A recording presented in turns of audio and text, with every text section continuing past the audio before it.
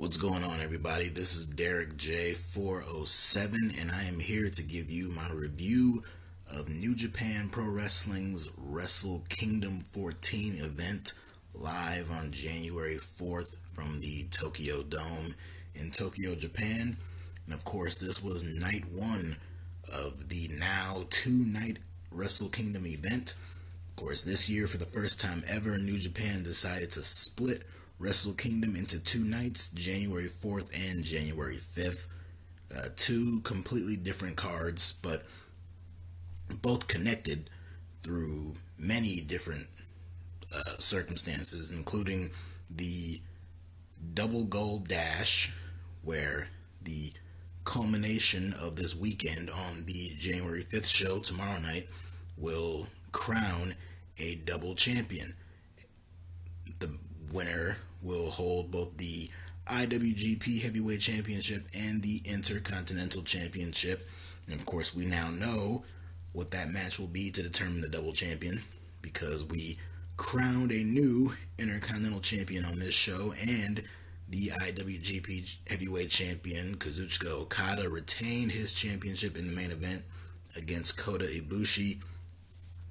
But other than that stuff, overall, top to bottom, really good show tonight.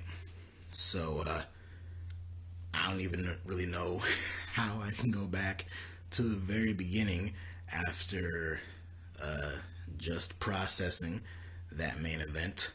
But we're gonna go ahead and give it a try. I did stay up all night to watch this, so it is very early in the morning. I am on very little sleep right now, but I couldn't imagine doing anything else other than watching this show. So let's just go right into it. Start off with the pre-show stuff.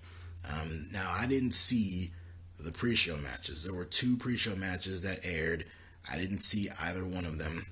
But before getting into those, there was a dark match that is noteworthy in that the dark match featured talent from the Stardom promotion, the all-women's wrestling promotion. So for the first time in, I don't know if it's ever, or at least for an extremely long time, there was a women's match that took place in the Tokyo Dome on a New Japan show. But like I mentioned, it was a dark match, and it did not air on New Japan World, and from what I can tell, it will not be airing at all. So I do know Mayu Iwatani was in the match. She is the former Women of Honor Women's Champion, so that's noteworthy right there. But it's cool that they got some representation on the show in some form or fashion. And as for the other matches that did air on the pre-show, I know there was one 8-man tag team match. Togi Makabe and Homa were in one of the were on one of the teams, and I think that was the losing team. And then there was another regular tag team match on the pre-show. It was Yuji Nagata and Nakanashi against Satoshi Kojima and Tenzan, I should say. Forgive me for messing names up, but that's just how I am. But yeah, those were the pre-show matches. Again, I didn't really watch them. I didn't really see a really strong desire to pull me into watching those matches, but that's just how it was. So getting into the main show, we started off with an 8-man tag team match, and this match featured the one and only Jushin Thunder Liger, who this weekend is competing in his final matches of his entire career. Jushin Thunder Liger is retiring at the end of this weekend, and this was the first night of his final match in the Tokyo Dome, and it was an 8-man tag team match comprised of many of the men who he has either fought alongside or fought against pretty much all throughout his career. So we had the opposing team of Tatsuhito Takiyawa, Shinhiro Otani, Ryusuke Taguchi, and Naoki Sano And of course, Jushin Thunder Liger teamed up with Tiger Mask, the Great Sasuke, and Tatsumi Fujinami. I didn't know everyone. Obviously, Risque Taguchi, I'm very familiar with him. And Tiger Mask, Great Sasuke, Tatsumi Fujinami. Those are guys who I'm familiar with, who I have seen their work in New Japan and in other promotions throughout the years. The other men, not extremely familiar with, but I do know that they have some connection with Jushin Liger. So it was good. You had a bunch of legends in this match who were kicking all kinds of ass. This was a really fun opener to this show. And yeah, it was Taguchi who got the pin on Liger to get the win for his team. And then after the match, Liger went down the line, shaking everyone's hand, bowing, and then everyone kind of raised their arms at the end of it. A show of solidarity and respect for Jushin Thunder Liger, who is ending his career here. And this was his second to last match on the January 5th show. Tomorrow night he will be competing in his final match. It's a tag team match where he teams up with Sano, who he opposed on this show, and they're going up against Hiromu Takahashi and Ryu Lee, who of course is the former Dragon Lee, but had to have his name changed. But yeah, fun little opener here. We had yet another 8-man tag team match. It was the Suzuki-gun faction going up against LIJ, Los Ingobernables de Japón. We had Minoru Suzuki, Zack Sabre Jr., El Desperado, and Tai Chi against Bushi, Evil, Shingo Takagi, and Sanada. Of course, this match was a backdrop for one of the big matches coming up on the January 5th show, that being Zack Sabre Jr. and Sanada competing for the Rev Pro British Heavyweight Championship. And this match was pretty much action right out the gate. Suzuki-gun immediately went on the attack, and from there was a lot of fighting in the ring, outside the ring, in and around. So this was pretty fast-paced action all throughout. And the match ended with Sabre tapping out Bushi. He tapped him out, or he had him in like an octopus-like submission, so his arms weren't free to tap out, so he had to give the verbal submission. But it was after the match where Sanada went right after Sabre, chased him out of the ring, so that just added a little more fuel to their match coming up on the January 5th show tomorrow night as of this recording. And I'm really looking forward to that match, and I'm looking forward to seeing what will hopefully be Sanada winning that championship, and will be the start of a pretty banner year for Sanada as a singles competitor. And then the final 8-man tag team match on this show, the Chaos faction going up against Bullet Club. We had Hiroki Goto, Tomohiro Ishii, Toriano, and Yoshihashi going up against Bad Luck Fale, Yujiro Takahashi, Chase Owens, and the never open weight champion Kenta. And of course, much like the previous match, this was also a backdrop for a big singles match coming up on the January 5th show, and that one is for the never open weight championship between Kenta and Hiroki Goto.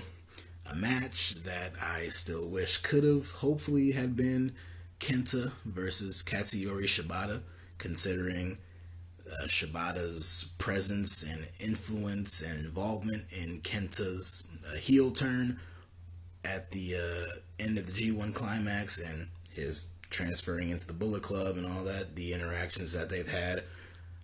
I thought, hey, if you're going to do that match, Wrestle Kingdom is the time to do it. But it does not look like Shibata is cleared and will most likely never be cleared.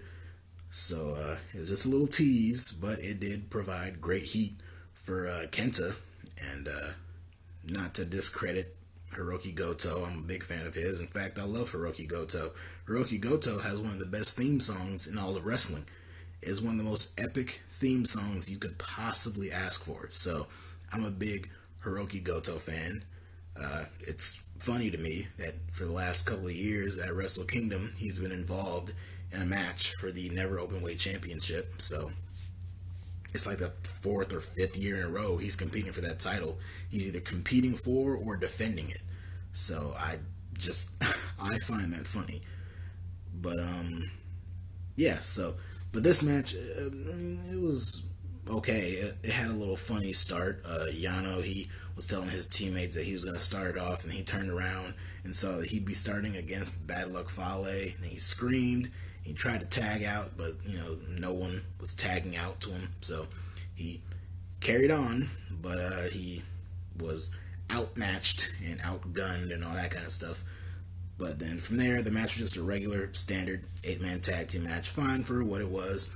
And Hiroki Goto got the win for his team. So that was pretty much that. Nothing much more to it than that. Up next was the IWGP Heavyweight Tag Team Championship match.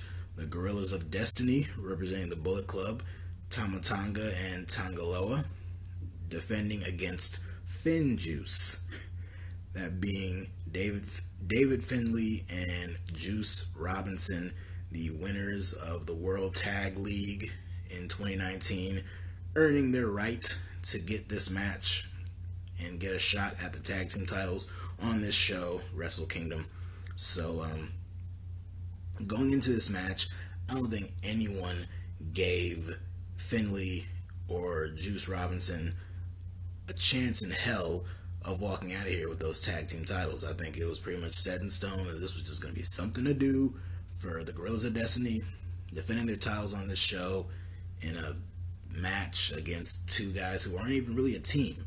I mean, I guess kind of, but they have a partnership, but they're not really an established tag team.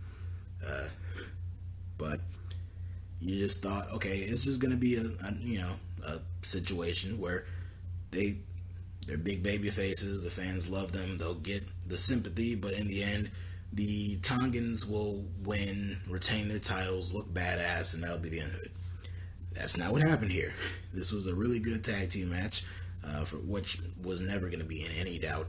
But it turned out to be completely different than what I expected, because David Finlay and Juice Robinson actually won.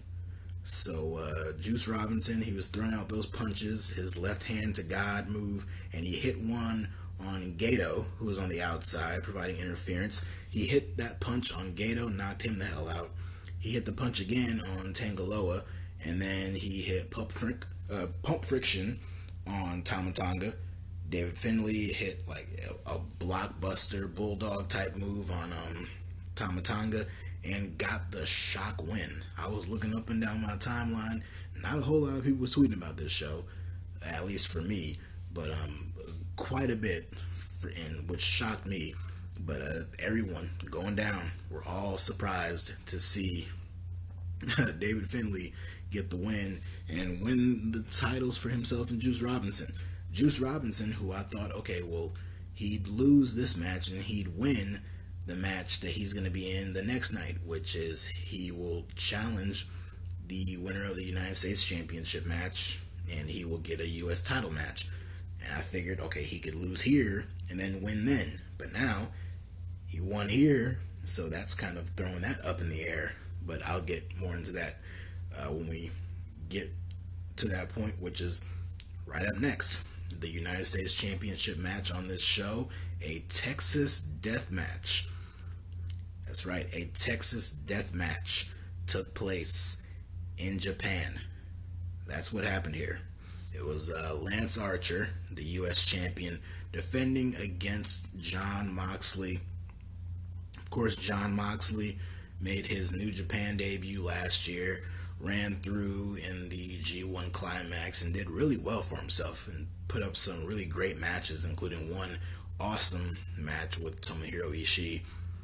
He was U.S. champion all throughout it, and he was set to defend his U.S. title, I think, in a match against Juice Robinson last November at their Power Struggle event, but due to weather, there was something, I don't know if it was like tornadoes or tsunamis, there was some cataclysmic event that prevented Moxley from getting on a plane and flying over to Japan flights were delayed and all that kind of stuff, so he couldn't make the show.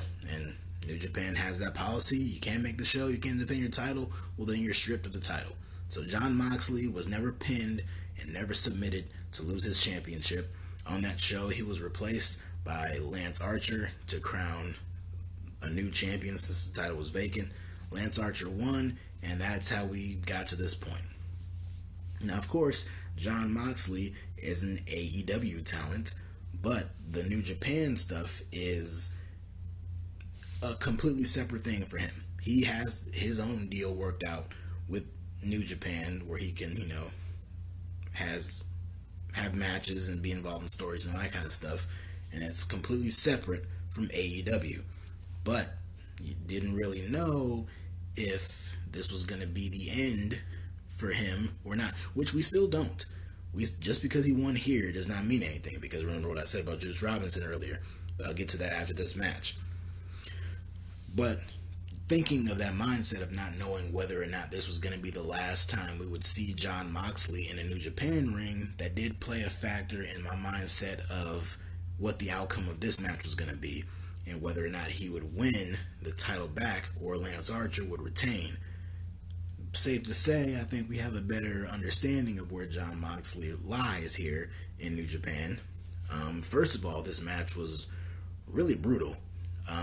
Not quite as brutal as I thought it was going to be, but this is a match that's not really seen often in New Japan. Honestly, like no holds barred type matches in New Japan are rarely seen anyway. I think the only times we ever really see them are involving these foreigners like Jon Moxley or Chris Jericho, Kenny Omega, people like that. So we haven't seen it a lot in recent years, other than these handfuls of times. So it did feel a little weird on this show, and the match, I had really high expectations for this match. Well, not really high, but I had pretty high expectations for this match, and it pretty much met them. But I don't know, I thought I was expecting a little bit more, but it was still really good for what it was. Lance Archer is a killer. Granted, he was a part of a tag team for a long time called the Killer Elite Squad with David Hart Smith, I believe. So that's understandable. But yeah, the dude's a killer, and he is very intimidating, and you could see that at several points throughout this match. He used all kinds of weapons, chairs, kendo sticks, everything. He even used some of the young lions who were around ringside. He used them as weapons against Jon Moxley in this match. So he didn't give a crap. He hit his blackout move on Moxley off the top turnbuckle and landed him splat right through a bunch of seated chairs. He locked on his claw.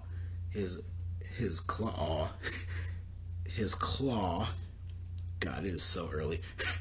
I need to go to bed after I upload this. But he locked in his claw, but Moxley reversed it into an armbar. Of course, this match, a Texas Death Match, ends either via submission or by a 10 count. So it's basically a more dynamic last man standing match.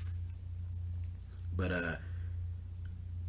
Moxley managed to avoid a chokeslam, and he reversed it into the Death Rider DDT.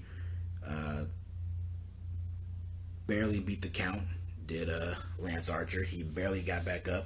He eventually hit a chokeslam on Jon Moxley onto a chair. Moxley, like right at the last second, right before the referee, like right a split second after he said 9, or counted to 9, I should say, Moxley gets back up. He flips Archer the middle finger. He flips him the bird, and he gets a big boot to his mouth for his troubles.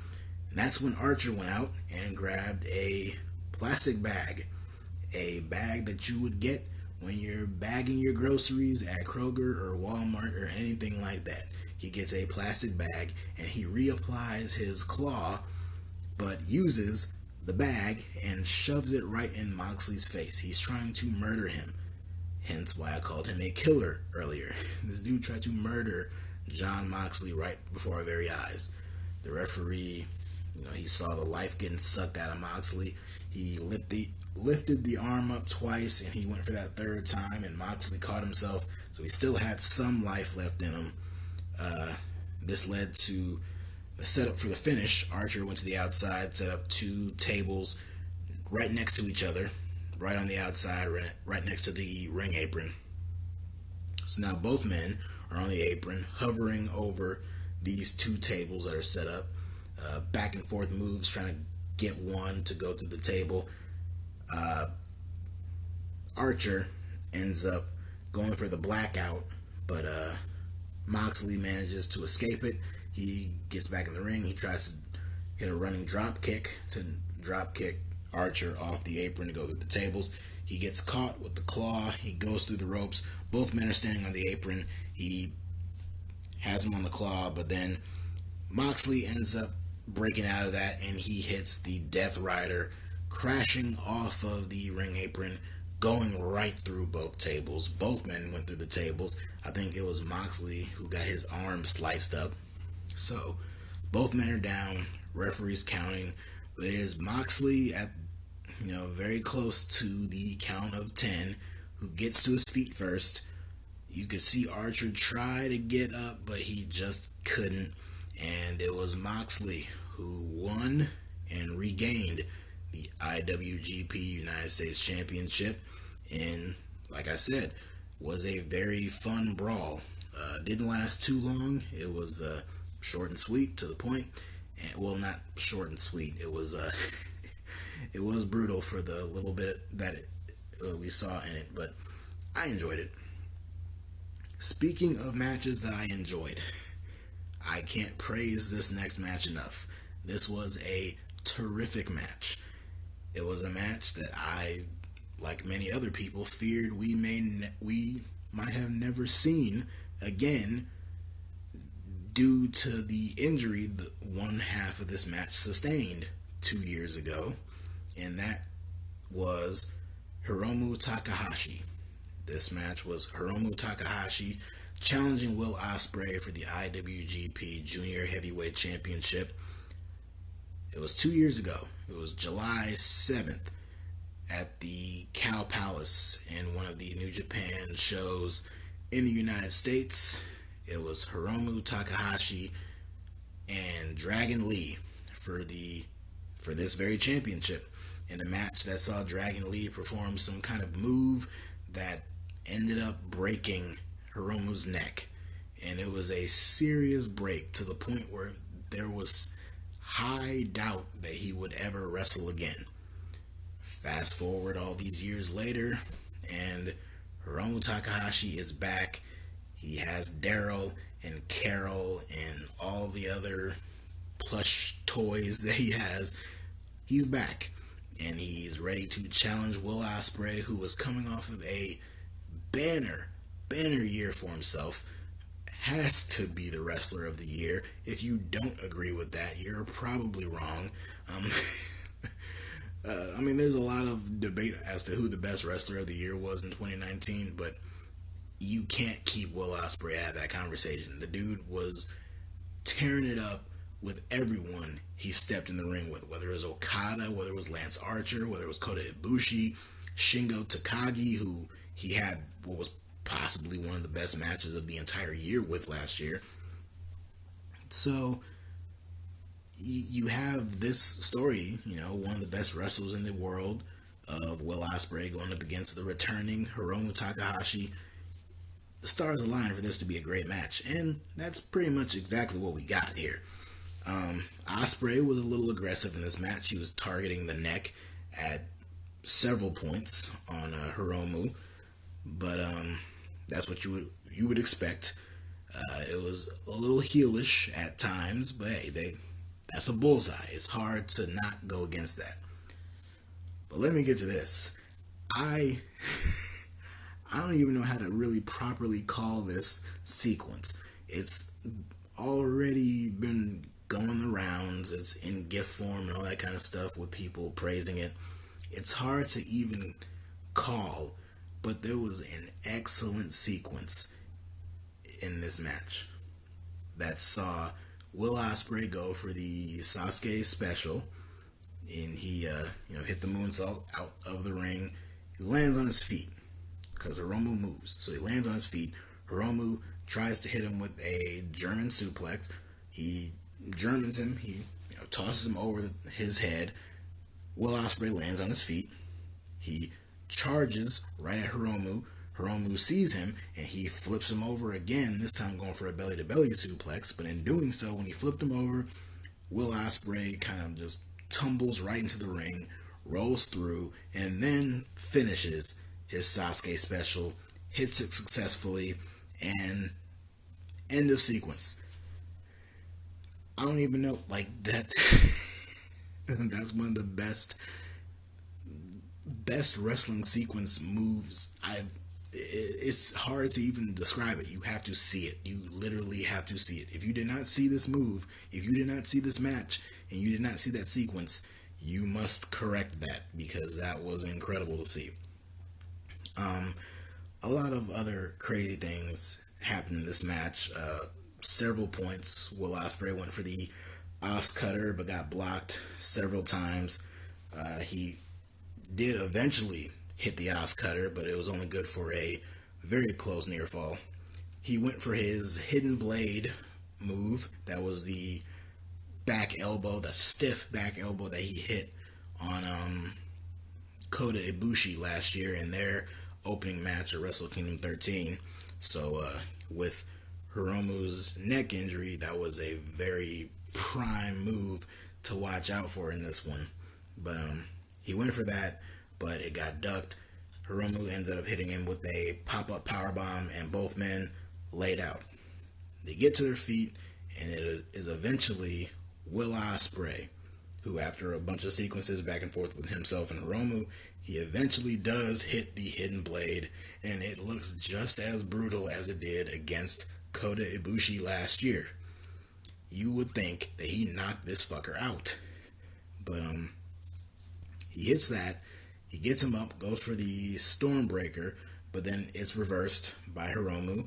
Hiromu hits a sick lariat on Will Ospreay, gets him up, hits him with the time bomb, only good for a 2 count. You could swear it was the end there, but just not quite. And then they fight again, but this time Hiromu hits what was basically a secondary version of the time bomb. It was kind of like a sideways or sidewalk slam, like a pile driver type move. He just planted Will Ospreay head first right into the mat and got the 1, 2, 3. That was enough. Hiromu Takahashi is once again the IWGP Jr Heavyweight Champion. My words don't really do it justice. I'm sure there's a bunch of stuff I left out when recapping this match. I couldn't write every single thing down because my jaw was on the floor with this one. So if you didn't see this match, please go back and watch it. It might go down as one of the best matches of this entire year. It's already on the list. So from here on out, every single match I see for the rest of the year is either going to come after it, and anything that comes before it will be terrific. So yeah, already my favorite match of the year, and the year is 4 days old now. Up next, we got the start of the Double Gold Dash. This first match, of course, being for the IWGP Intercontinental Championship. Bullet Club representative Jay White and champion defending against Tetsuya Naito. Of course, the story going into this match is really the story of this entire Gold Dash thing. And, well, not the entire one, but a big one. And that being revolved around Tetsuya Naito and his inability to win the big one. But this is the biggest one he could possibly win, being a double champion. It was just a few years ago at Wrestle Kingdom, the main event saw him challenging Okada for the IWGP Heavyweight Championship in a losing effort, a match that many people, myself included, feel he should have won. Now, would I have changed anything going back to that? Probably not, because that led to that year's Dominion show and the 2 out of 3 falls match with Okada and Kenny Omega, with Kenny Omega winning the championship there. So I really wouldn't change much about that, but it's debatable that Naito should have won the championship on that night at Wrestle Kingdom. So now here, he didn't win the G1 Climax. He's won and lost the Intercontinental Championship so much, so you were hoping he would finally get a big win at some point. But the only way that he can get to that big win is to first regain the championship that he has despised so much for so long, and that is that Intercontinental Championship. So a really good story. Did the match play off of that story and build around it? Yes. It built its own story. With Gato out there at ringside, he assisted Jay White at several points, especially when the referee was not looking. And at one point early on, Jay White kind of crotched Naito in the corner, and while his legs were still wrapped around the steel post behind the referee's back, behind Red Shoe's back, Gato took a steel chair and swung it right at Naito's surgically repaired knee. He had both knees pretty heavily taped up in this match for that very reason, and that was just a target. So throughout the rest of the match, at different points, Jay White would target the knee. Naito was selling the knee injury, so that was a pretty heavy focus of the match. Another heavy focus of this match was Naito spitting on Jay White. Jay White had his own moments where he spat back at Naito, but for whatever reason, throughout this match, I counted no less than like 3 or 4 times, Naito spat in Jay White's face or in his general direction, or would spit at Gato. So I'm not sure why that happened, but yeah. One scary spot in this match was Jay White hitting a overhead side suplex on Naito outside over the top rope. And when he did that, Naito, before landing on the outside, his head landed on the ring apron. So I thought that was pretty brutal. But eventually, Red Shoes goes down. The referee's down. He is out. This wasted no time bringing in Gato with a steel chair. But Naito managed to block it. But from behind, it was Jay White who gave him a low blow. But that didn't keep him down for long. Naito ended up hitting him with a dragon suplex. Gato came back in, but Naito ended up low blowing Gato. And then out of nowhere from behind comes Jay White with the steel chair, the same steel chair, and just clocks it right in Naito's head. Just brutal looking. So you go from there. Naito ends up hitting a Poison Rana. He hits the Destino and is only good for a 2 count. So Jay White manages to kick out of the Destino, which was very shocking. I'm like, I like Jay White, but please do not beat Naito again. I cannot take another Naito loss. At least not right here. Please, no. And luckily that was not it. But Jay White, he went for the Blade Runner. Naito managed to escape it. He hit a modified version of the Brain Buster, hit another Destino, and got the win. So Naito once again regains the Intercontinental Championship and is now the first man official for the champion versus champion winner-take-all main event for the January 5th show the next night. I really dug this match. I thought this was, of the last 3 or 4 big main events on this show, this was probably closer to the end. Well, between this one, the Hiromu Takahashi Will Osprey match, and of course Kota Ibushi and Okada, this was probably my 3rd favorite, so my least favorite of those 3 matches. But that's not to say it was a bad match. It was a really good match. It was sandwiched in between those 2 matches that were just stellar, and this one was just great. But you know, it's hard. You know, you got those other 2 matches that were just out of this world, and this one that was just really great, but a little bit more subdued. Tetsuya Naito obviously is really great. Jay White is really, really good.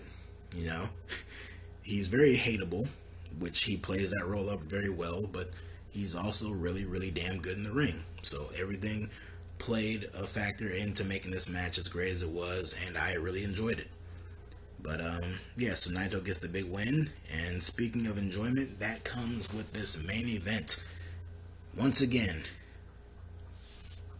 Kazuchika Okada finds himself in the main event of a Wrestle Kingdom show, and here he was defending the IWGP Heavyweight Championship against the winner of the 2019 G1 Climax, Kota Ibushi, in Kota Ibushi's first ever Tokyo Dome Wrestle Kingdom main event. This was an excellent match. There were many terrifying, horrifying spots in this match, but it was still fantastic. I would be lying if I said it wasn't. Now, before they went and announced the whole double champion gimmick for this show, I was very much so looking forward to this match because I thought this was going to be the night. This was going to be the night for Kota Ibushi to finally win the IWGP Heavyweight Championship, be in the main event of Wrestle Kingdom, and face Okada and win the title.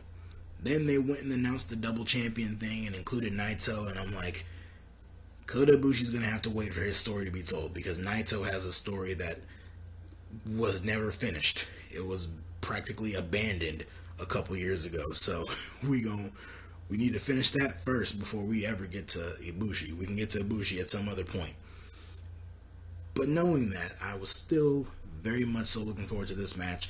Okada is still one of, if not the best in the entire world.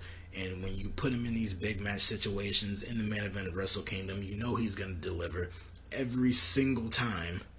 And Kota Ibushi, despite always trying to murder his own self and kill himself with some of the spots that he does in his matches, you knew he was going to deliver here. So this was just a recipe for success, and that's exactly what we got.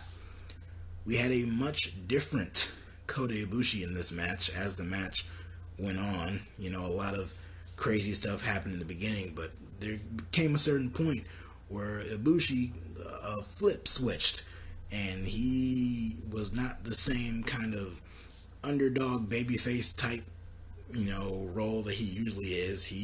Something snapped in him, and Okada was giving him a bunch of slaps and chops, but Ibushi, his demeanor changed. He became damn near emotionless. He had no expression on his face. He unloaded like a stiff chop right on Okada. Okada came back at him with like a running drop kick, but Ibushi popped right back up and no-sold the hell out of it, which is not that hard to believe that Kota Ibushi wouldn't sell a move, but the way it happened here, it was very deliberate.